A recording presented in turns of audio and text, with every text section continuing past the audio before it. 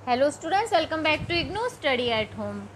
ये video DECE के students के लिए, इसमें DEC1 के जो इम्पोर्टेंट प्रश्न उत्तर के लिए मैं एक वीडियो बनाया था, मैंने उसका सेकंड पार्ट है। बाकी के बचे हुए जो प्रश्न हैं वो मैं इस वीडियो में शेयर करूँगी। तो जो 1 और 2 इस वीडियो में जो आपको प्रश्न दिए गए हैं, अगर आप उनकी प्रिपरेशन बहुत अच्छे से कर लेंगे तो आपके एग्ज़ाम के लिए ये जो प्रश्न है ये काफ़ी रहेंगे और आपका एग्ज़ाम बहुत अच्छे नंबरों से आप अटैम्प्ट कर सकते हैं। अगर आप लोगों को इनकी PDF परचेज करनी हो तो डिस्क्रिप्शन बॉक्स में मेल ID दिया गया, वहाँ से आप इसकी PDF परचेज कर सकते हो। तो यहाँ पे जो प्रश्न करवाए थे उसके बाद नेक्स्ट प्रश्न है कि बच्चे के जीवन के प्रथम 3 वर्षों में भाषा के विकास की अवस्था का वर्णन करना है कि बच्चों के जो प्रथम 3 वर्ष होते हैं जन्म के बाद, उनमें भाषा का विकास किन किन अवस्थाओं से होकर गुजरता है। भाषा मानव द्वारा अपने विचारों को आदान प्रदान करने के लिए उपयोग में ली जाती है, जो कि एक जटिल प्रक्रिया है। उससे गुजरकर ही बच्चा बोलना सीखता है। अतः भाषा का मानव जीवन में महत्वपूर्ण स्थान है। बच्चे के जीवन के प्रथम 3 वर्षों में भाषाई विकास अनेक अवस्थाओं से होकर गुजरता है और बच्चे को भाषा सिखाने में फिर वो अवस्थाएं मदद करती हैं। जो बच्चे के प्रथम 3 वर्ष में जो भाषा की अवस्थाएं होती हैं, उनमें पहला है रोना। यह भाषा की पहली अवस्था है। चूँकि भाषा एक लंबी और जटिल प्रक्रिया है, तो प्रारंभ में शिशु रुदन के द्वारा ही अपनी भावनाओं को व्यक्त करता है। रुदन एक स्वाभाविक प्रक्रिया है जो शिशु अकारण ही करता है। स्टीवर्ट के अनुसार जीवन के प्रारंभिक दिनों में शिशु में रोना भिन्न मात्रा में पाया जाता है और जन्म के दूसरे सप्ताह से बच्चों के अंदर ये रोने की प्रवृत्ति हमें दिखाई देने लगती है। रोना शिशु के विचारों को दर्शाता है, जो किसी परेशानी, तेज रोशनी, तेज आवाज़, भूख, थकान या फिर कोई और अन्य कारण हो सकता है। यानी बच्चा रो रहा है तो इसका मतलब कोई ना कोई से समस्या है और वो रुदन के द्वारा ही हमें बता सकता है। रुदन के बाद उनको कूजन करना सीखते हैं बच्चे। लगभग 1 माह की उम्र से ही शिशु कूजन करने लगते हैं। यह अवस्था 4 से 5वें महीने तक चलती है। ये जो कूजन और रुदन हो गया, बालालाप हो गया, ये सारे ना आपसे छोटे छोटे पॉइंट के में भी पूछ सकते हैं। जो आपसे पूछा जाता है निम्नलिखित पे टिप्पणी लिखिए या इनका अर्थ बताइए, और छोटे छोटे 2 या 5 नंबर के पूछे जाते हैं। कूजन हो गया, बालालाप हो गया, तार भाषा हो गई, इस टाइप से। तो उसके लिए भी आपका ये तैयार हो जाएगा। कूजन लगभग 1 माह की उम्र के शिशु कूजन करने लगते हैं। यह अवस्था 4 से 5 माह तक चलती है। 1 महीने के बाद शुरू करते हैं और लगभग 5 महीने के होता है जब तक वो कूजन करते हैं। कूजन का अर्थ है स्वर की समान ध्वनियाँ निकालना। जैसे आपने देखा होगा, छोटा बच्चा जब लेटा रहता है तो लेटा लेटा ऐसे कर रहा होता है, आ एक साथ, मतलब ये स्वर की ध्वनियाँ निकाल रहा होता है, तो इसे कूजन कहते हैं। बच्चे जब संतुष्ट होते हैं तो वे ऐसी ध्वनियाँ निकालते हैं। शिशु के कूजन पर आसपास के लोग भी उसके प्रत्युत्तर में कूजन करते हैं और शिशु प्रसन्नता में और तेज कूजन करता है और इसी से भाषा का आरंभ हो जाता है। और जो प्रक्रिया होती है ना, कूजन में बच्चा करता है, फिर वयस्क उसकी नकल करते हैं और फिर जो बच्चा होता है फिर उनके प्रत्युत्तर में जो कूजन करता है। इससे वयस्क और बच्चे के बीच भावात्मक संबंध, लगाव भी स्थापित होता है। कूजन के बाद फिर बालालाप आता है। 6 से 10 माह में शिशु बबलाने लगते हैं। वे स्वर व व्यंजन के मिश्रण को बार बार दोहराते हैं, जैसे माँ माँ माँ, दादा दादा, की। इस तरह बच्चे जब बोलते हैं तो वो बालालाप कहलाता है। यही बालालाप बाद में शिशु को जो शब्द निर्माण है उसमें सहायता करता है। जब बच्चे 9 से 10 महीने के हो जाते हैं तो बालालाप के द्वारा वे छोटे छोटे शब्द भी सीखना प्रारंभ कर देते हैं और यही शब्द धीरे धीरे बच्चे इनसे अपना वाक्य बना लेते हैं।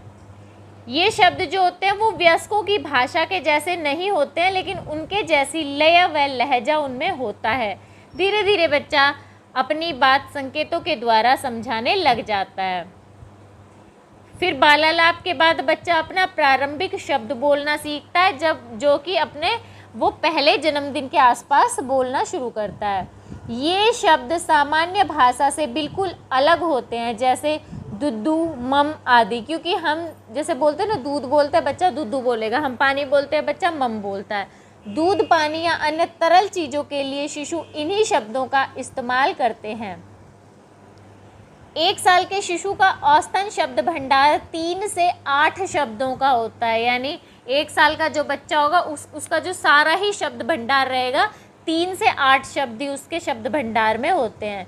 शिशु अपने आसपास से ज़्यादा सीखते हैं। इनके जो प्रमुख प्रारंभिक शब्द होते हैं मम्मी, निन्नी, मामा, मम, टाटा, पापा, चीजी इत्यादि होते हैं। बच्चे जब उस प्रारंभिक शब्द बोलना सीख जाते हैं उसके बाद उनके शब्द भंडार में वृद्धि होती है। प्रारंभिक शब्द के बाद बच्चा धीरे धीरे नए शब्दों को सुनते हैं, बोलते हैं और उन्हीं से सीखने लग जाते हैं। धीरे धीरे उनका शब्द भंडार बढ़ जाता है और दूसरे जन्मदिन तक बच्चे का शब्द भंडार लगभग 300 शब्दों का हो जाता है। 3 साल का जब बच्चा होता है तो लगभग 900 शब्दों का बच्चों का शब्द भंडार हो जाता है और बच्चे अपने स्थानीय भाषा बोलने लायक, आराम से बोलने लायक हो जाती है और इसी तरह बच्चे का भाषाई विकास चलता रहता है। तो ये 3 साल की उम्र में बच्चों की भाषाई विकास हो गया। पहले वो रोता है, फिर उसके बाद कूजन करता है, फिर बालालाप होता है, फिर पहला शब्द और उसके बाद शब्द भंडार में वृद्धि। एक इम्पोर्टेंट टॉपिक कई बार आता है एग्जाम में, लगाव क्या है या लगाव क्यों ज़रूरी है या बच्चे का किसके साथ लगाव होता है, लगाव क्यों होना चाहिए, कई तरह से पूछ सकते हैं। तो लगाव क्या है या लगाव का महत्व भी इस तरह से पूछा जा सकता है। लगाव 2 लोगों के बीच भावात्मक संबंध को कहते हैं। यहाँ वह बच्चे व पालनकर्ता से संबंधित है। दैनिक अंतःक्रियाओं से माँ और शिशु के बीच जो एक स्नेहमयी संबंध बनता है वही लगाव कहलाता है। जैसे माँ क्या है, शिशु को गोदी में लेती है, दूध पिलाती है, गोदी में उठाती है, उसकी ओर एकटक देखती है, बात करती है, मुस्कुराती है, तो शिशु के साथ यही क्या भाषा का संचार, उसके साथ बात का संचार शुरू हो जाता है।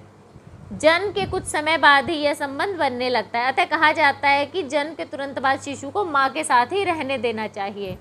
इससे परिपोषण की जो गतिविधियाँ होती है, जैसे बच्चे को खिलाना, नहलाना, दूध पिलाना, सुलाना आदि से भी लगाव सुदृढ़ होने लगता है। शिशु की देखभाल चूँकि माँ ही ज़्यादा करती है तो इसलिए बच्चे का सबसे ज़्यादा और पहला लगाव माँ के साथ ही होता है। अगर माँ बच्चे को दूध पिलाते समय तनावग्रस्त रहती है तो बच्चा भी चिड़चिड़ा व दुखी रहने लगता है। माँ के रूखे व्यवहार से बच्चे को लगता है कि ये सब शायद उसी की वजह से हो रहा है, माँ इसी वजह से, मेरी वजह से परेशान है। अतः माँ को हमेशा खुश रहना चाहिए। बाल संस्थाओं में रहने वाले बच्चों की वैसे तो देखो सभी ज़रूरतें पूरी हो जाती है। आपने देखा होगा अनाथ आश्रम या कोई भी और आश्रम होते हैं उनमें बच्चे रहते हैं, उनको सब चीज़ें मिलती हैं, कोई उनके पास कमी नहीं होती है, पर भावात्मक अंतःक्रिया नहीं होती। इस वजह से वे किसी के साथ लगाव नहीं बना पाते हैं। दूसरे बच्चे के अच्छे से भावात्मक संबंध रहेगा ना, लोगों के साथ बच्चे खुश रहते हैं, रोते भी कम है, अन्वेषण ज़्यादा करते हैं, डर के मारे हमेशा माँ से चिपके नहीं रहते हैं। माँ के बाद लगाव होता है पिता के साथ। माँ के बाद शिशु के जीवन में पिता की भूमिका प्रमुख होती है। शिशु की देखभाल करने में पिता भी माँ के बराबर होते हैं, जैसे उतने ही वे माँ के जैसे ही स्नेहमयी, संवेदात्मक और अनुक्रिया दिखाने वाले होते हैं। जन्म से ही अगर पिता शिशु के साथ देखभाल करते हैं, शिशु की माँ के साथ देखभाल करते हैं ना, और शिशु के साथ वक्त बिताते हैं, तो बच्चा माँ के समान ही पिता के साथ भी लगाव स्थापित कर सकता है। इसके बाद बच्चा माँ और पिता के अलावा और लोगों से भावात्मक संबंध बनाता है। उसमें माँ पिता के अलावा बाद में दादा दादी, भाई बहन, चाचा चाची आदि के साथ भी बच्चा लगाव बना सकता है। तो ये लगाव का महत्व हो गया। एक टॉपिक का प्रश्न है कि शाला पूर्व केंद्र में स्थान का मूल्यांकन करते समय आप कौन कौन से पहलू ध्यान में रखेंगे। अब यहाँ पे ये तो दिया नहीं गया है कि भाई भीतरी स्थान या फिर बाहरी स्थान, इस पे स्थान का मूल्यांकन करना है आपको। तो इसमें भीतरी स्थान और बाहरी स्थान दोनों आ गए। शाला पूर्व केंद्र में पर्याप्त स्थान का होना बहुत जरूरी है। कमरों का आकार इतना बड़ा होना चाहिए कि विभिन्न खेल क्रियाओं में 20-25 बच्चे आराम से भाग ले सके। यानी कमरा इतना तो होना ही चाहिए, 20-25 बच्चे हों तो कोई खेल क्रिया शांति से करवा सके, बैठ के उनके बैठने की भी जगह हो, खेल खिलौनों की भी जगह हो, आराम से इतनी जगह होनी चाहिए।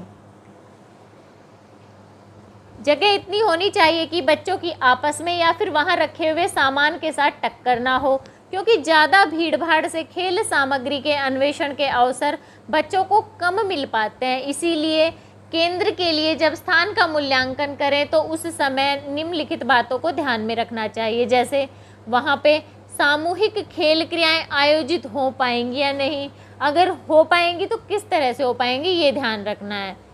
केंद्र में जगह कम और बच्चे अधिक होने से आक्रामक व्यवहार बढ़ने की संभावना रहती है, अतः अगर संभव हो तो जो बाहरी स्थान है वो भी होना चाहिए, ताकि बच्चे के खेलते टाइम बाहरी स्थान पे खेलें तो थोड़ा सा उन्हें जगह मिल पाए।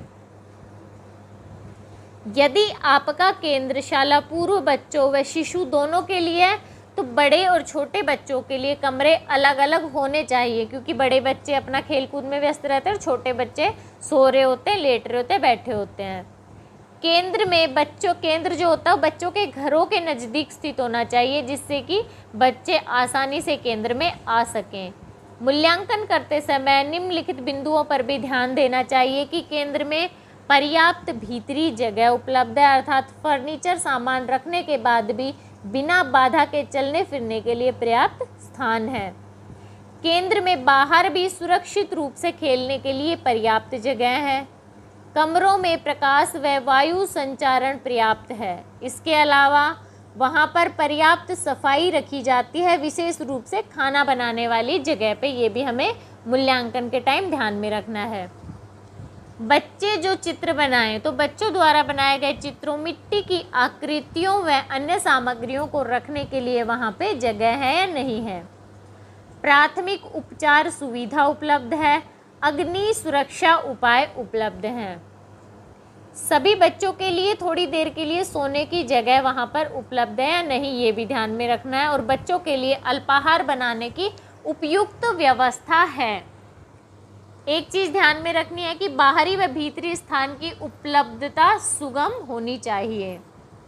तो ये चीज़ें हमें मूल्यांकन करते टाइम ध्यान में रखनी है केंद्र के स्थान के लिए।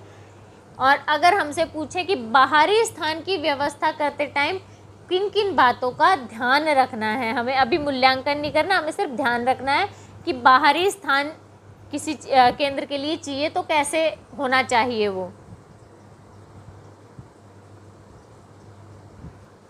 शाला पूर्व बच्चों को खेलना बहुत ही ज़्यादा पसंद होता है, इसलिए जब भी बाल देखभाल केंद्र की व्यवस्था करें उसमें एक बाहरी खेल का स्थान बहुत महत्व रखता है।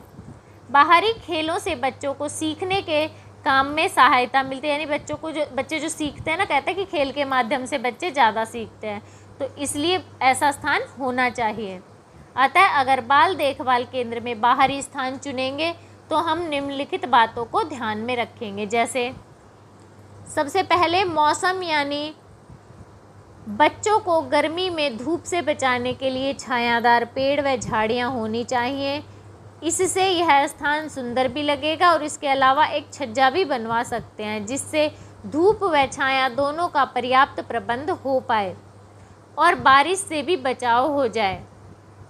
इससे बच्चे हर मौसम में खेलने के लिए स्वतंत्र हो जाएंगे, चाहे बारिश हो, गर्मी हो या सर्दी हो। साथ ही ऐसी व्यवस्था होनी चाहिए कि बच्चे मैदान से कमरे तक आराम से जा सकें, क्योंकि छोटे बच्चों को खाने पीने के लिए, वॉशरूम जाने के लिए, खिलौने लेने के लिए बार बार कमरे में जाना पड़ता है। तो ऐसा होना चाहिए कि भाई जो बाहरी जो आपका स्थान है वहाँ से कमरे तक आराम से जा सके बच्चे।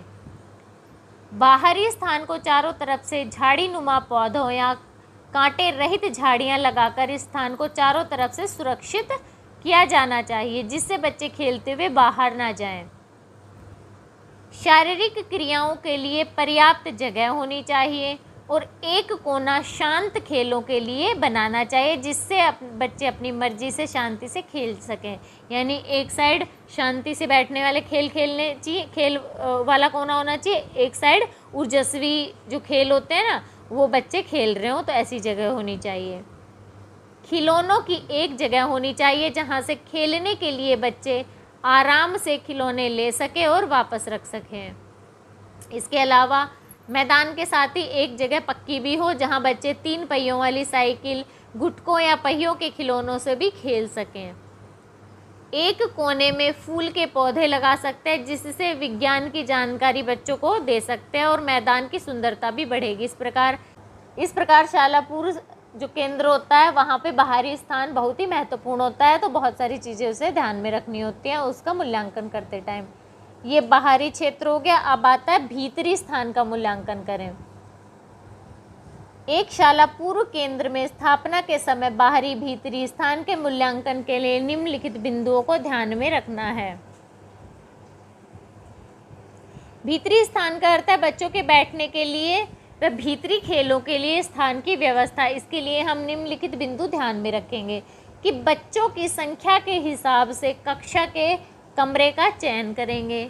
उपलब्ध स्थान में ही खेल सामग्री व साज सज्जा का सामान इस प्रकार रखना चाहिए कि बच्चे भौतिक परिवेश के साथ साथ आपस में परस्पर सामूहिक क्रियाओं द्वारा सीखने के अवसर भी प्राप्त कर सकें।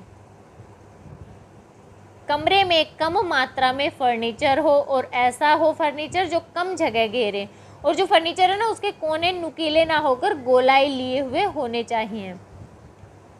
भीतरी स्थान में कमरों की दीवारों के साथ साथ गतिविधि कोने या फिर क्रिया क्षेत्र बना सकते हैं। ये कोने जो बहुत छोटे छोटे क्षेत्र होते हैं ना, कमरे में जो थोड़ी थोड़ी जगह बच जाते हैं जहाँ कोई सामान नहीं होता, वो कोने खाली रहते हैं, तो वो स्थान होते हैं जहाँ पर विशिष्ट क्रियाओं से संबंधित सामग्री रखी जाएगी।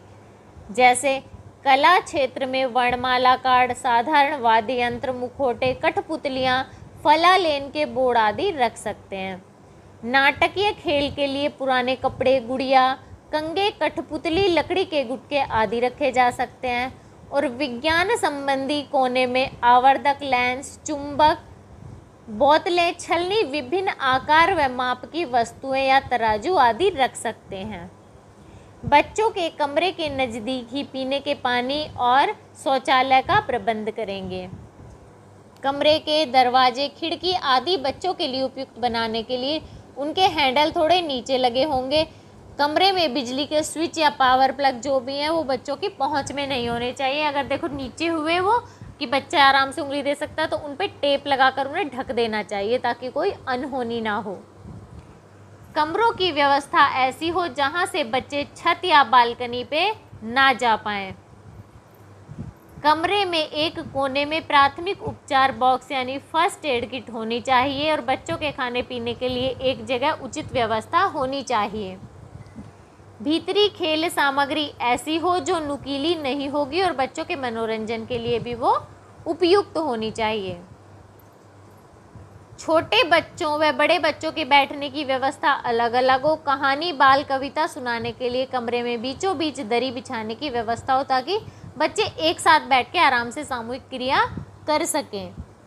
इसके अलावा ड्राइंग, पेंटिंग, गीली मिट्टी यानी क्ले से खेलने के लिए अर्धवृत्त में कुर्सियां बिछाकर एक कोने में बच्चों को बिठा सकते हैं ताकि बच्चे आसानी से एक दूसरे के साथ अंतः क्रिया कर सकें। इसके बाद शाला पूर्व बच्चे जो होते हैं उनके माता पिता उन्हें किस प्रकार से अनुशासित करते हैं उनके बारे में बताना है कि शाला पूर्व बच्चों के माता पिता द्वारा अनुशासित करने के तरीके कौन कौन से होते हैं। बच्चों के पालन पोषण करते समय माता पिता का व्यवहार या पालन पोषण के तरीके बच्चे के लिए बहुत महत्वपूर्ण होते हैं। बच्चों को अनुशासन में रखने के लिए जो तरीके अपनाए जाते हैं वे निम्नलिखित हैं। जैसे पहला है बच्चों को अनुशासित करने का तरीका स्नेह केंद्रित तरीका। माता पिता बच्चे के किसी कार्य से संतुष्ट नहीं है मान लो तो, और या फिर बच्चे ने ऐसा काम कर दिया जो माता पिता को स्वीकार नहीं है तो वे उस व्यवहार पर नियंत्रण लगाते हैं, यही अनुशासन कहलाता है। इसमें वे तरह तरह के तरीके अपनाते हैं। तो वे जो दो तरीके अपनाते हैं उसमें पहला वे बच्चे को उस क्रिया के परिणाम बता सकते हैं ताकि बच्चा अपनी गलती माने और वह कार्य दोबारा ना करे। ऐसे माता पिता अनुशासन के प्रति दृढ़ होते हैं परंतु बच्चे के साथ धैर्यपूर्ण व स्नेहपूर्ण होते हैं। जैसे वे बच्चे को गलती करने पर ये नहीं बोलते कि तुमने ये काम किया, तुम अच्छे बच्चे नहीं हो, तुम गंदे बच्चे, मतलब इस टाइप से नहीं कहेंगे, बल्कि वो ये कहेंगे कि तुमने जो काम किया वो बहुत गलत था। इससे बच्चे को अपनी गलती का एहसास होने के साथ साथ उस क्रिया के परिणाम का भी पता चलता है तो बच्चे फिर दोबारा वो काम नहीं करते हैं। अनुशासन का यह तरीका स्नेह केंद्रित तरीका कहलाता है जो बच्चे के सामाजिकरण में लाभदायक होता है। दूसरा तरीका होता है शक्ति केंद्रित तरीका। कुछ माता पिता सख्त होते हैं, वे अपनी आज्ञा बच्चों पर थोप देते हैं और बच्चों को उनकी गलती पर वह काम तुरंत बंद करने को बोलते हैं, पर उसके कारण या परिणाम नहीं बताते कि बंद करना है तो क्यों करना है, ये नहीं बताते हैं। वे बच्चों से उनके विशेष अधिकार जैसे पार्क में खेलने नहीं जाने देंगे, ये अधिकार छीन सकते हैं और शारीरिक दंड भी दे सकते हैं। इससे बच्चा उस समय तो शायद वो कार्य रोक देगा, परंतु बाद में पुनः वही काम करेगा, क्योंकि उसे पता तो चला ही नहीं कि ये काम क्यों नहीं करना चाहिए, इसमें क्या गलती कर दी है मैंने, तो वो दोबारा वही काम करेगा क्योंकि उसे उसका परिणाम नहीं पता है। अतः दंड के डर से वे उस समय रुक सकते हैं, पर अनुशासन का यह तरीका शक्ति केंद्रित तरीका कहलाता है। अनुशासन के लिए माता पिता निम्न प्रकार के दंडों का प्रयोग करते हैं। सभी माता पिता कभी न कभी बच्चे को अनुशासित करने के लिए दंड देते हैं और किसी न किसी रूप में दंड इस्तेमाल करते हैं। जैसे शारीरिक दंड देते हैं, उसमें वो थप्पड़ मारना और पीटना करते हैं बच्चे के साथ। मौखिक रूप से दंड देने में डांटना, डराना या गाली देना। वस्तुएं ना देकर दंड देना में बच्चे से कपड़े, खाने पीने की चीज़ें नहीं दी जाती हैं। बच्चे को अपने स्नेह से वंचित रखना, इसमें बच्चे को अकेला छोड़ दिया जाता है। उपेक्षा करना, दूसरों को दुख देने के लिए उनको जिम्मेदार बताना, ये सब बच्चे के साथ किया जाता है। तो हर स्थिति में एक ही तरीका नहीं अपनाया जा सकता, अतः माता पिता को स्नेहपूर्ण तरीका अपनाना चाहिए, परंतु अत्यधिक जरूरत होने पर दंड देना भी आवश्यक होता है। नेक्स्ट प्रश्न है कि बच्चों के अधिगम और विकास का मूल्यांकन किस तरह से किया जाए, यानी बच्चों के विकास का मूल्यांकन किस तरह से करें। बेसिकली ये आंसर आपको लिखना है। मूल्यांकन का अर्थ होता है जांच द्वारा यह सुनिश्चित करना कि निर्धारित लक्ष्य प्राप्त किए जा सके हैं या फिर नहीं।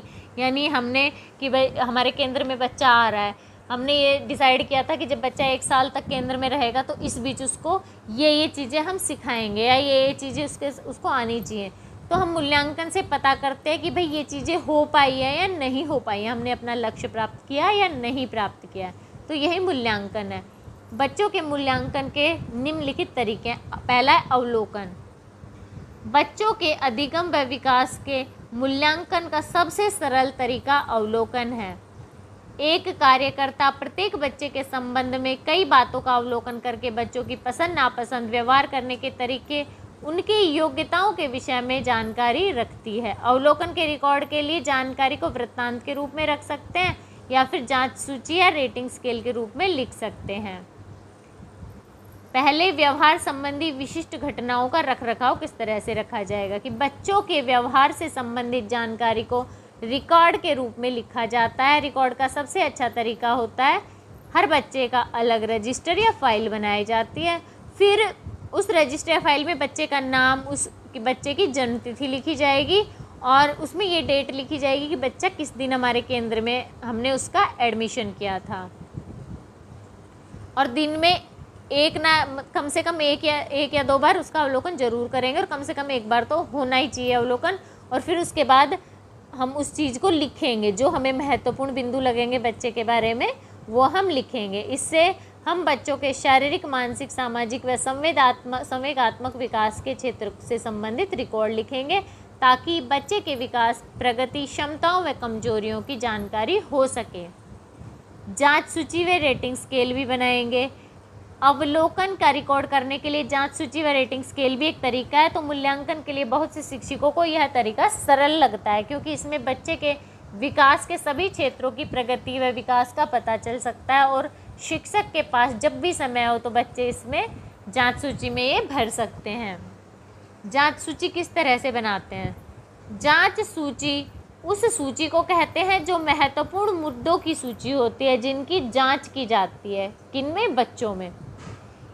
इनमें बच्चे द्वारा प्रदर्शित व्यवहार, कौशल, योग्यताओं को शामिल किया जाता है। जैसे आत्मविश्वास, बच्चों में आत्मविश्वास का विकास सही से हो रहा है या नहीं हो रहा है, ये निम्न बातों से पता चल सकता है कि बच्चा नई चीज़ों का अन्वेषण कर रहा है, स्थितियों के विषय में अन्वेषण कर रहा है या नहीं कर रहा है, थोड़ी बहुत आलोचना सहन कर रहा है या नहीं कर रहा है, हम उम्र व बड़ों से बातचीत शुरू करने में पहल करना, विभिन्न स्थितियों में पहल करने को तैयार रहना, उत्तरदायित्व लेने के लिए तैयार रहना, केंद्र में आए नए लोगों व नई दिनचर्याओं में समायोजन कर पाना। इसके बाद बच्चा संवेगों को नियोजित कर पा रहा है या नहीं कर पा रहा है, ये कैसे देखेंगे। ऐसे व्यवहार जो होते हैं वे दूसरे बच्चों व बड़े के प्रति अपनी पसंद जो व्यक्त कर पा रहे हैं, नहीं कर पा रहे हैं। बच्चे किसी को हानि पहुंचाए बिना, दूसरों को बुरा लगे बिना अपना गुस्सा प्रदर्शित करें। वयस्कों के साथ लगाव स्थापित करना, दूसरे बच्चों के साथ मित्रता बनाए रखना या नए मित्र बनाकर रखना आदि, ये बच्चे के संवेगों को नियोजित करता है। इसके बाद रेटिंग स्केल बनाया जाता है। बच्चों में हम जो व्यवहार देख रहे हैं उसे हम अक्सर कभी कभी या कभी नहीं के रूप में मूल्यांकन कर सकते हैं कि बच्चा गुस्सा करता है, लिख सकते हैं कभी कभी या कभी नहीं, इस तरह से हम लिख सकते हैं रेटिंग स्केल में, ताकि हमें पता चले कि बच्चों की आत्मविश्वास व संवेगों को जो नियोजित करने की क्षमता है ना, बच्चों में क्या क्या क्षमता है और कितनी कितनी वो क्षमता होती है। जैसे अगर बच्चा किसी कार्य का उत्तरदायित्व लेता है तो अक्सर हम कह सकते हैं कि यह अक्सर ही या कभी कभी या कभी नहीं अपना उत्तरदायित्व लेता है, इस तरह से हम लिख देंगे। यही रेटिंग स्केल होता है। इसमें रेटिंग स्केल हम देखते हैं, फिर बच्चों के कार्य होते हैं ना, उनका भी हम मूल्यांकन कर सकते हैं। बच्चों के द्वारा किए गए कार्यों को एकत्रित करके भी उनके विकास को हम जान सकते हैं, जैसे उनकी ड्राइंग, कॉलाज, मिट्टी के द्वारा बनाई गई आकृतियाँ, इनको देखकर। बच्चों से प्रश्न पूछकर हम मूल्यांकन कर सकते हैं कि हम बच्चों से किसी भी क्रिया के अंत में उससे संबंधित प्रश्न पूछ सकते हैं, ताकि हमें पता चले कि बच्चे को इसकी जानकारी हुई या नहीं हुई या कितनी जानकारी हुई है। बच्चों के अभिभावकों से सूचना एकत्रित करना। बच्चे के विकास के बारे में जानने के लिए हमें उनके माता पिता से बात करनी चाहिए, क्योंकि माता पिता बच्चे के बारे में हमें वो जानकारी भी बता देते हैं, शायद हम वो नेचर बच्चे का केंद्र में नहीं देख पाएँ। इसलिए हम बच्चों के विकास के विभिन्न क्षेत्रों के बारे में, उनके विकास व अधिगम का मूल्यांकन कर सकते हैं। अभी जो शाला पूर्व बच्चे होते हैं उनमें सूक्ष्म क्रियात्मक विकास और स्थूल क्रियात्मक विकास जो होता है ना, उसमें उनके बारे में पूछा गया। तो सूक्ष्म क्रियात्मक विकास क्या है?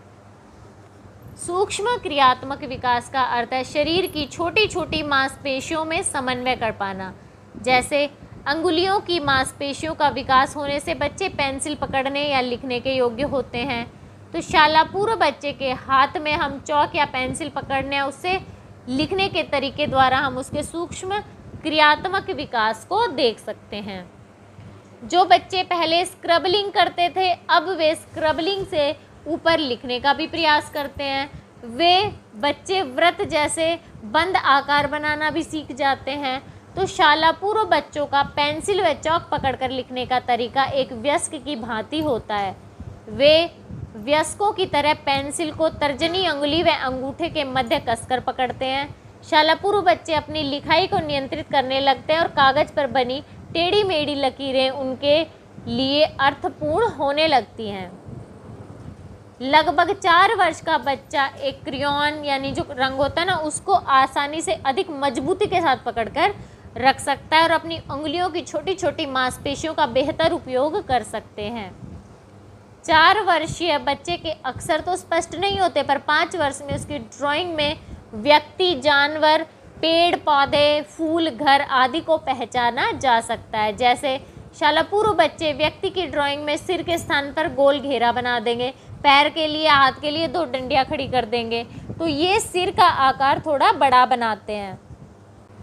अन्य चीज़ों की तुलना में जो शाला पूर्व बच्चे होते हैं मानव आकृति थोड़ी बड़ी बनाते हैं, परंतु जब बच्चे 6 साल के हो जाते हैं तो उनके द्वारा बनाए गए चित्रों में आकार स्पष्ट रूप से विस्तृत और सही अनुपात में बनने लगते हैं।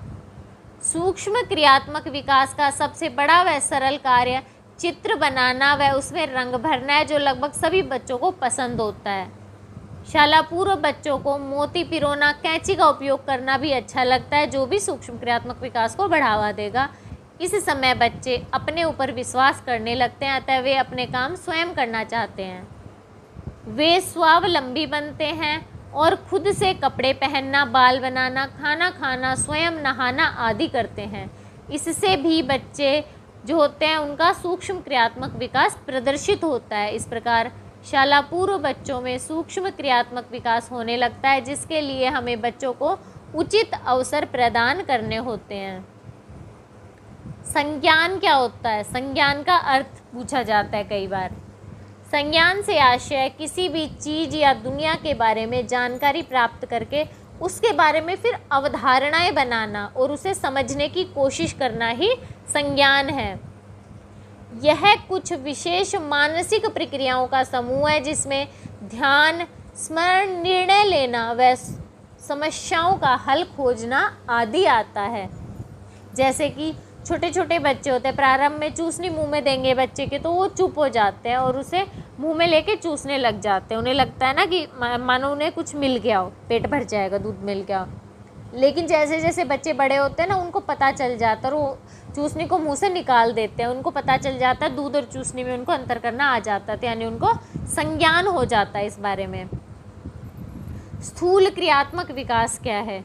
स्थूल क्रियात्मक विकास से मतलब है मांसपेशियों में होने वाली गति। स्थूल क्रियात्मक में हो गया जो बड़ी मांसपेशियां होती हैं, यानी वे क्रियाएं जिनमें बच्चों के शारीरिक अंगों को गति मिलती है, स्थूल क्रियात्मक क्रियाएं कहलाती हैं और उनमें होने वाले शारीरिक विकास को स्थूल क्रियात्मक विकास कहते हैं। जैसे रेंगना, घुटनों पर चलना, दौड़ना, कूदना, ठोकर मारना, उछलना, धक्का मारना आदि, ये सब स्थूल क्रियात्मक विकास होते हैं। इसमें बड़ी मांसपेशियों की गति निहित होती है।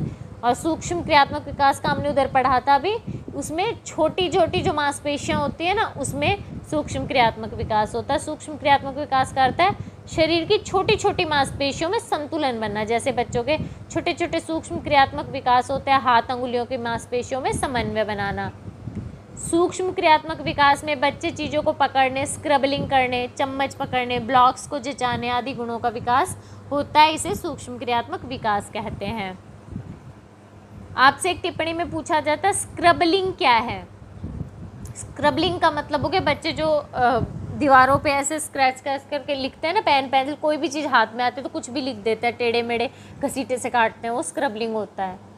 स्क्रबलिंग से हमारा आशय है लिखने की या लिखना सीखने की प्रारंभिक अवस्था, जिसमें लेखन सामग्री की मदद से किसी सतह पर या कागज पर आड़ी टेढ़ी, तिरछी, टेढ़ी मेढ़ी, गोल, चौकोर, घसीटों के रूप में लिखी जाने वाली लिखाई होती है। यह बच्चों में 2 वर्ष के बाद आती है और बच्चों द्वारा रंग, पेंसिल, चौक, पेन आदि पकड़ने के लिए सूक्ष्म क्रियात्मक विकास प्रारंभ हो जाता है जब बच्चे स्क्रबलिंग करते हैं। तो उसके बाद से संवेदी क्रियात्मक अवस्थाएं क्या होती हैं? प्रमुख शिक्षाविद पियाजे के अनुसार जब बच्चों का विकास होता है तब उनकी विचार शक्ति में वृद्धि होती है और बच्चों की यह विचार शक्ति का विकास प्रमुख रूप से 4 अवस्थाओं से होकर गुजरता है। इनमें सबसे पहली अवस्था होती है संवेदी क्रियात्मक अवस्था। इसका प्रारंभ जन्म से होता है, लगभग 2 वर्ष तक चलता है संवेदी क्रियात्मक अवस्था का। जो संवेगी क्रियात्मक अवस्था होती है वो जन्म से 2 वर्ष तक रहती है। पूर्व संक्रियात्मक अवस्था 2 से 4 वर्ष तक, मूर्त संक्रियात्मक अवस्था 9 से 11 वर्ष तक और औपचारिक संक्रियात्मक अवस्था 12 वर्ष के बाद शुरू होती है। अब एक पूछा जाता है वृद्धि और विकास के बारे में। वृद्धि से आशय है व्यक्ति में होने वाले परिमाणात्मक परिवर्तन, जैसे बच्चे की आयु बढ़ने के साथ साथ शरीर के आकार, भार, लंबाई, आंतरिक अंगों में होने वाले परिवर्तनों को हम वृद्धि कहते हैं। यानी बच्चे का वह शारीरिक विकास जो हमें दिखता है, दृष्टिगत होता है, जिसे हम माप सकते हैं, वो वृद्धि कहलाता है। और विकास का मतलब हो गया बच्चे के परिमाणात्मक परिवर्तन के साथ साथ गुणात्मक जो परिवर्तन होते हैं ना, वो विकास कहलाते हैं। यानी व्यक्ति में होने वाले सुसंगत परिवर्तनों की क्रमिक श्रृंखला को विकास कहा जाता है। विकास का अर्थ है एक दिशा में हो रहे परिवर्तन, यानी क्रम से होने वाले परिवर्तन, जैसे सिर से पैर की ओर विकास। इसमें बच्चा पहले जैसे सिर को संभालना सीखता है, फिर कंधे, हाथ, कमर, पैर में विकास होता है, तो ये इसे विकास कहा जाता है। बाल श्रम क्या है? बाल श्रम से आशय है बच्चों का उन शोषणकारी परिस्थितियों में काम करना जो उनके स्वास्थ्य के लिए हानिकारक होती हैं। यानी बच्चे उन अवस्थाओं में काम करते हैं जहाँ उनको खतरनाक कार्य करने पड़ते हैं। जो उनके स्वास्थ्य को भी खराब करते हैं। ये कार्य करने से उनको उनकी शिक्षा मनोरंजन के लिए भी समय नहीं मिलता और ना ही पर्याप्त मजदूरी मिलती है। ये कार्य ही बाल श्रम कहलाते हैं। ये बाल श्रम हो गया और एक होता है बाल कार्य, या फिर ये पूछ सकते हैं बाल श्रम और बाल कार्य में अंतर क्या है। बाल श्रम में क्या है, मजदूरी नहीं मिलती और खूब काम करवाया जाता है कठिन परिस्थितियों में, और यहीं पे बाल कार्य में होता है जब बच्चे अपने घर या फिर पारिवारिक व्यवसाय में अपने अभिभावकों की मदद करते हैं तो उस कार्य को बाल कार्य कहा जाता है। ऐसी स्थिति में बच्चे की ज़रूरतों का पर्याप्त ध्यान रखा जाता है, उनको खेलने के अवसर भी मिलते हैं। माता पिता की आय में मदद करने से बच्चों को स्नेह भी मिलता है और ये कार्य करते समय बच्चों को भविष्य में व्यवसाय चुनने के कौशल भी प्राप्त होते हैं। ये कार्य बाल कार्य कहलाते हैं। एक प्रश्न पूछा जाता है, टॉपिक है कि खेल के बारे में। खेल क्या है, यानी खेल क्या होता है। बच्चों को खेल बहुत पसंद होते हैं और बच्चों के लिए खेल एक प्रेरणादायक और आनंदमयी शक्ति होती है जो उनको शक्ति, स्फूर्ति और कौशल प्रदान करती है।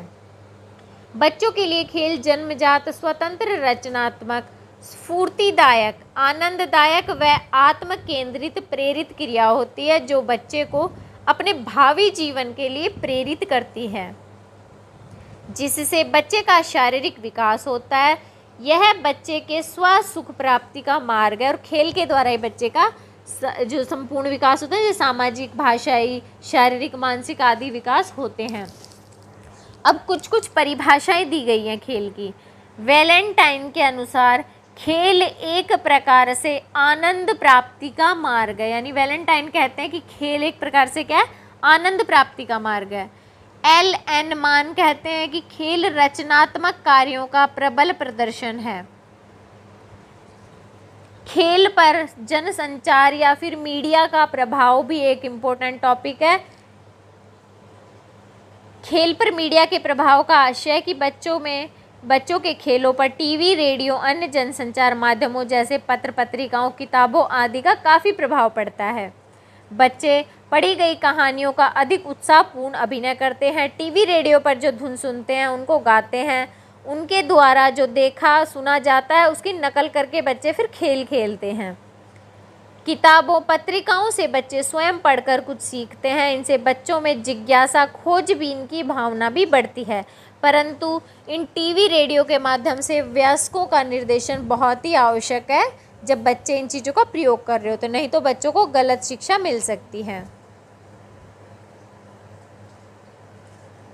शाला पूर्व वर्षों के दौरान बच्चों की विचार शक्ति की 5 विशेषताओं का वर्णन कीजिए। यानी शाला पूर्व वर्षों में जो बच्चों में विचार शक्ति जब उत्पन्न होती है तो उसमें कौन कौन सी योग्यताएं आती हैं आपको बताना और इसके उदाहरण भी देने हैं। शाला पूर्व वर्षों में बच्चों की विचार शक्ति में काफ़ी तेजी से वृद्धि होती है क्योंकि इस समय तक बच्चे अपने आप समस्याओं का समाधान करना चाहते हैं और धीरे धीरे बच्चे इस चीज़ के लिए प्रयास भी कर रहे होते हैं। पिएजे के अनुसार शाला पूर्व वर्षों में बच्चों की विचार शक्ति में वृद्धि होती है और इन वर्षों में बच्चे में जो विचार शक्ति की प्रमुख जो विशेषताएं आती है 5, उनमें से पहली है अहम केंद्रिक विचार शक्ति। अहम केंद्रिकता का मतलब हो गया, जैसे अहम का मतलब हो गया स्वयं केंद्रित, मतलब सोचना। ये शायद मैंने टॉपिक करवाया अभी आप लोगों से पिछली वीडियो में। तो अहम केंद्रिक विचार शक्ति से आशय है अहम केंद्रिकता, यानी कि अपने नज़रिए से ही दूसरों को देखना। पिएजे के अनुसार शाला पूर्व वर्षों में बच्चों में चीज़ों को देखने का एक अपना ही अलग नज़रिया होता है, अतः वे सोचते हैं कि बाकी सभी लोग उन्हीं की भांति देखते, समझते व सोचते हैं। यानी इस टाइम बच्चों को लगता है कि वे जो खुद हम महसूस कर रहे हैं ना, वैसा ही सामने वाले लोग भी महसूस कर रहे होते हैं। जैसे आंख बंद कर देने पर उनको कुछ दिखाई नहीं दे रहा तो इसका मतलब वहाँ पर सभी को कुछ नहीं दिखाई दे रहा है। पिएजे ने बच्चों की इसी विशेषता को अहम केंद्रिकता का नाम दिया था। एग्जाम्पल में देख सकते हैं कि पिएजे ने प्रयोग किया था कि कुछ शाला पूर्व बच्चों को लिया और फिर उनको अलग अलग रंग के त्रिआयामी पर्वतों के मॉडल तीनों तरफ से अच्छे से दिखाए। फिर एक मेज पर इन मॉडलों को रखकर उसे अच्छे से बालिका को दिखाया। इसके बाद मेज के एक तरफ बालिका को कुर्सी पर बिठा दिया और दूसरी तरफ एक गुड़िया को बिठा दिया। अब बच्ची से पूछा आपको क्या दिख रहा है। बच्ची ने देखा कि सामने उसे क्या दिखा, उसे लगा पर्वत कैसा दिख रहा, तो पर्वत उसे दिखाया था थोड़ी देर पहले, तो उसने बताया कि उसे जैसा दिख रहा था उसने वैसा बता दिया। तो बोले गुड़िया को क्या दिखाई दे रहा है, गुड़िया को दिखाई दे रहा है नहीं दे रहा। तो बच्ची ने वो सब बताया जो बच्ची खुद देख रही थी। उसने ये सोचा ही नहीं कि शायद गुड़िया दूसरी साइड मुंह करके बैठी होगी। तो यानी उसमें अहम केंद्रिकता है, यही बच्चे की अहम केंद्रिक विचार शक्ति है। दूसरी योग्यता है फैंटेसी बनाना। फैंटेसी बनाना या प्रतीकात्मक कल्पना शक्ति। यह शालापूर्व बच्चों की प्रमुख विचार शक्ति की विशेषता है। इसमें शालापूर्व बच्चे पूर्व अनुमान के द्वारा किसी भी वस्तु के बारे में चित्रण कर सकते हैं। जैसे एक बच्ची मुरझाए हुए फूल को देखकर सोचती है और कहती है शायद इसे पानी नहीं मिला होगा ना, इसलिए बेचारा उदास हो गया है। इस प्रकार बच्ची चीजों का पूर्व अनुमान करके घटना का चित्रण कर सकती है। इस प्रतीकात्मक विचार शक्ति का प्रमाण ही फैंटेसी है, जिसमें बच्चे नई नई कल्पनाएं गढ़ते हैं और झूठ मूठ के खेल खेलने लगते हैं। जैसे वाइपर को स्कूटर मानकर चलाते हैं या कागज को हवाई जहाज की तरह सच मानकर उसे उड़ाने लग जाते हैं। इसी कल्पना के द्वारा बच्चे अपनी फैंटेसी करते हैं, वह पूरी करते हैं। एग्जाम्पल में हम देख सकते हैं कि अपने दोस्त के साथ खेलते हुए एक बच्चा बताता है कि उसे कल जंगल में एक शेर मिला। फिर दोस्त ने पूछा कि अच्छा शेर मिला, तो शेर के साथ वह कहानी सुना देता है कि है ना झूठ मूठ। उसने कहा कि अच्छा शेर मिला था, दूसरा कहता है कि हाँ हाँ शेर मिला था, तो कहता है अच्छा मुझे भी तो मिला था। बोले क्या क्या किया था, तो झूठ मूठ की पूरी कहानी गढ़ देता है कि मैंने शेर देखा, शेर आया, फिर लड़ाई करने लगे, मैंने शेर को मार दिया, उसे हरा दिया। तो इस प्रकार की क्रिया बच्चे की कल्पना शक्ति व फैंटेसी को दर्शाती है। बच्चे की तीसरी योग्यता होती है संरक्षण करने की योग्यता। विचार शक्ति की यह योग्यता एक प्रमुख विशेषता है। इसमें पियाजे ने बताया कि शालापूर्व बच्चे यह सोचते हैं कि किसी भी वस्तु की मात्रा अलग अलग है क्योंकि उसकी आकृति अलग अलग है। यद्यपि बच्चे संरक्षण करने में सक्षम नहीं होते हैं, क्योंकि संरक्षण का अर्थ है यह समझना कि किसी भी वस्तु की मात्रा वही रहती है, चाहे उसका आकार बदल दिया जाए या उसे एक बर्तन से दूसरे बर्तन में डाल दिया जाए, जब तक कि उसमें कुछ और मात्रा क्या उसी वस्तु की जोड़ी ना जाए या फिर घटाई ना जाए। और बच्चे तो वही कहेंगे जो उनको सही लगता है, यानी वे समान मात्रा को अलग अलग बता सकते हैं, अलग अलग मात्रा को बच्चे समान बता सकते हैं। अब इसके एग्जाम्पल के लिए पियाजे ने एक प्रयोग किया था। तो इसके एग्जाम्पल के लिए बच्चों को अलग अलग बिठाकर उनको समान आकार की मिट्टी के ढेले देंगे। उनसे पूछेंगे कि आपको बताइए कि जो मिट्टी है किसी में कम या ज़्यादा तो नहीं है। तो बच्चे, अगर हम बच्चों को साथ में देंगे तो बच्चे आराम से बता पाएंगे बड़े हुए तो कि हम कम है या ज़्यादा है। देख के बच्चे बता देंगे हाँ ये तो समान ही लग रही है। अब हम एक मिट्टी के ठेले को पिचका देंगे और बच्चे से पूछेंगे कि अच्छा बताओ ये अब ज़्यादा है कम है, तो वो चौड़ी हो गई ना पिचक्के से, मिट्टी ज़्यादा चौड़ी होगी तो बच्चे को वो ज़्यादा लगेगी, यानी बच्चे ने अब संरक्षण नहीं कर पाया। हालांकि अगर एक कुम्हार के बच्चे को ये पूछेंगे तो हो सकता है वह सही से बता दे, क्योंकि वह रोज मिट्टी के ठेले को देखता है और उससे खेलता है और काम करता है। जीवत्वारोपण। जीवत्वारोपण का आशय होता है कि बच्चे समझते हैं ना कि हर चीज में प्राण होते हैं, तो बच्चों को लगता है कि प्रत्येक वस्तु चाहे सजीव निर्जीव कैसी भी हो, सभी में प्राण होते हैं। उनमें भी बच्चों की भांति भावनाएं होती हैं, उनमें भी इरादे होते हैं। बच्चे ऐसा इसलिए सोचते हैं क्योंकि वे स्वभाव से चंचल व कोमल होते हैं, तो इसलिए उनको लगता है जैसे उन्हें चोट लगती है ना तो बाकी चीज़ों को भी चोट लग सकती है। सूर्य थक जाता है इसीलिए शाम को अस्त हो जाता है, चांद को सर्दी लगती है इसीलिए वो बादल ओढ़ के सो जाता है। तो इस तरह से बच्चे सोचने लग जाते हैं, जीवत्वारोपण उनके अंदर आ जाता है। इसी तरह से बालिका प्रत्येक वस्तु को सजीव मानती है। उदाहरण में एक बार कक्षा में शिक्षिका ने देखा कि एक बच्ची हमेशा कुर्सी पर बड़ी आराम से शिष्टता के साथ बैठती है, यानी बिल्कुल भी उछल कूद करके नहीं बैठती और धम से नहीं बैठती, घसीटती नहीं थी। शिक्षिका ने कई दिन तक उसका अवलोकन किया आराम से। फिर उसने एक बार उसे बुलाकर प्यार से पूछा, तो उसने बताया कि अगर मैं जोर से कुर्सी को खींचूंगी तो उसे चोट लग जाएगी, या जो जोर से उस पर बैठूंगी तो कुर्सी को चोट लग सकती है। यानी बच्चे की जो ये बात है ना, ये उसमें जीवत्वारोपण की विचार शक्ति को दर्शाती है। नेक्स्ट, पांचवी विचार शक्ति की योग्यता है सामान्य संबंधों को पहचानना। शालापूर्व बच्चों की विचार शक्ति की यह भी एक विशेषता है कि वे उन दो वस्तुओं को पहचान सकते हैं जो दिखने में एक जैसी होंगी ना, लेकिन वो अलग अलग होती हैं, तो बच्चे ये भी समझने लग जाते हैं। तो ये उनमें सामान्य संबंधों को पहचानना हो गया।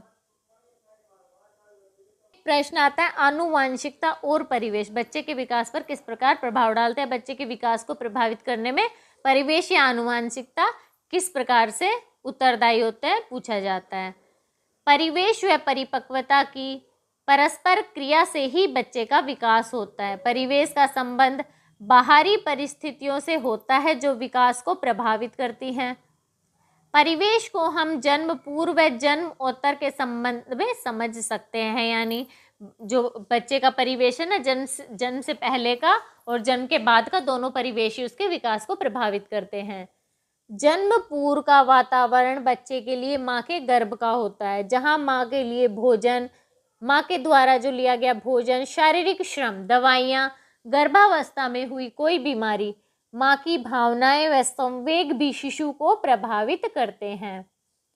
जन्म के बाद जन्मोत्तर परिवेश में हम भौतिक सामाजिक प्रभावों में विभक्त कर सकते हैं। भौतिक परिवेश का मतलब हो गया पारिस्थितिकीय दशा, जैसे बच्चा जो खाना खाता है ना, वो हो गया।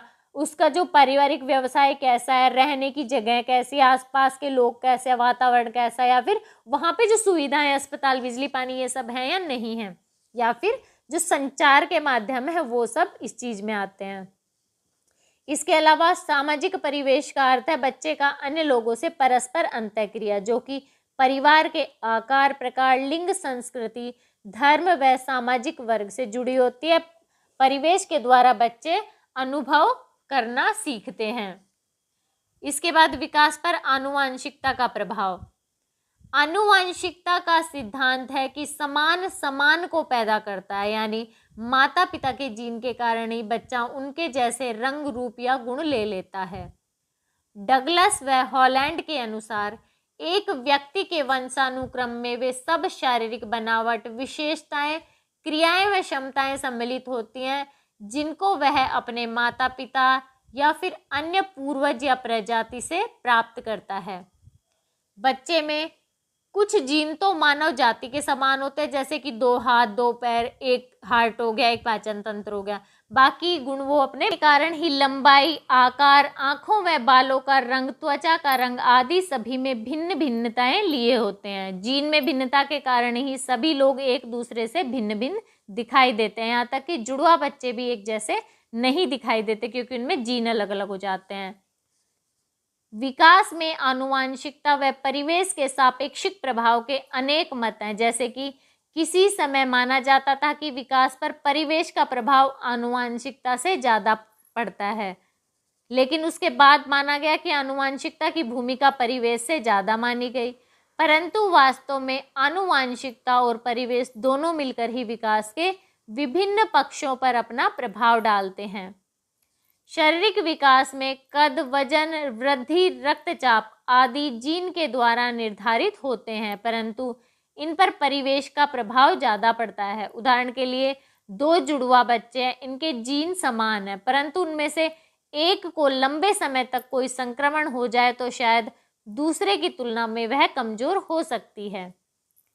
बुद्धि व संज्ञानात्मक विकास भी जीन के द्वारा प्रभावित होते हैं, परंतु ये परिवेश से भी प्रभावित होते हैं।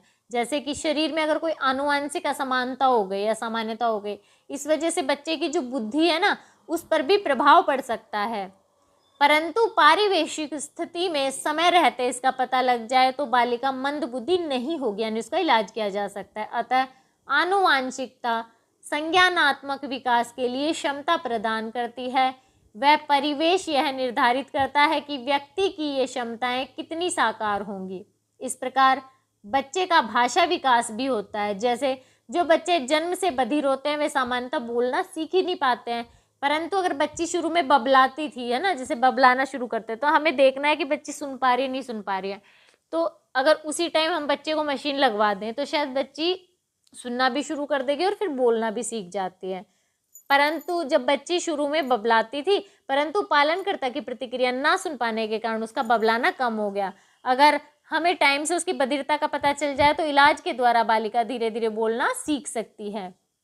व्यक्तित्व भी प्रत्यक्षतः आनुवांशिकता से प्रभावित होता है। जैसे जीन के कारण ही व्यक्ति गुस्सैल, मजाकिया या गंभीर नहीं होते हैं। जीन केवल शरीर पर प्रभाव डालते हैं, इसका प्रभाव व्यक्तित्व के विशेष पहलू व अन्य क्षेत्रों के विकास पर भी पड़ सकता है। व्यक्ति की आनुवांशिक संरचना कुछ भावात्मक संरचना का कारण भी हो सकती है। यह भी देखा गया कि जिन बच्चों के माता पिता भावात्मक रूप से परेशान होते हैं, उन बच्चों में भी क्या है, ये परेशानी पाई जाती है या उसकी संभावना हो सकती है। भावात्मक असंतुलन की ओर जन्मजात प्रवृत्ति के बावजूद यदि अनुकूल परिस्थितियां हो तो बच्चा सामान्य भी रह सकता है। इस प्रकार आनुवांशिकता व परिवेश मिलकर विकास के सभी क्षेत्रों पर प्रभाव डालते हैं और आनुवांशिकता व्यक्ति की उपलब्धि की सीमा निश्चित करती है और परिवेश निश्चित करता है कि जो बच्चे की क्षमता है ना कितनी साकार हो पाएगी। यानी जैसे विकास को प्रभावित करने के इस प्रकार से देख सकते हैं कि आनुवांशिकता से जीन प्रभावित होते हैं और परिवेश से जन्म पूर्व परिवेश और उसके बाद का परिवेश, फिर जन्म के बाद वाला परिवेश में भौतिक परिवेश और सामाजिक परिवेश होता है ना, वो सब इसके अंतर्गत आते हैं और बच्चे के विकास को प्रभावित करते हैं। एक ये ना आपको कुछ खेल क्रियाएं दी जाती हैं, बहुत बार हर बार लगभग आता है प्रश्न, कुछ खेल क्रियाएं दी जाती है और आपसे पूछा जाता है कि इन खेल क्रियाओं से कौन सा विकास होगा। जैसे एग्जाम्पल में मैं 2-3 दिखा रही हूँ कि बिंदुओं को जोड़ना, इससे सूक्ष्म क्रियात्मक विकास होगा। तो इस टाइप का कोई भी खेल हो जिसमें बच्चा हाथ से कुछ लिख रहा होता है या ब्लॉक्स उठा के कहीं रख रहा होता है या स्क्रबलिंग कर रहा होता है, रंग भर रहा होता है, कलर पेंटिंग करना, उसमें बच्चे का सूक्ष्म क्रियात्मक विकास होगा। अब जैसे कहानी सुनाना, कविता सुनाना या फिर कोई वृत्तांत सुना रहा हो, या आपसे पूछा जाए कि बच्चे घूमने गए, फिर वहाँ का वर्णन किया या बच्चे ने कहानी सुनाई, उससे बच्चे का आप भाषाई विकास लिखेंगे। फुदकना और कूदना, इस टाइप की जो कोई भी गतिविधियां हो गई, फुदकना, कूदना, टेबल से कूदना, पकड़ पकड़ाई, पकड़म पकड़ाई का खेल, बाहरी मुक्त खेल, इन सब में बच्चे का स्थूल क्रियात्मक विकास होता है।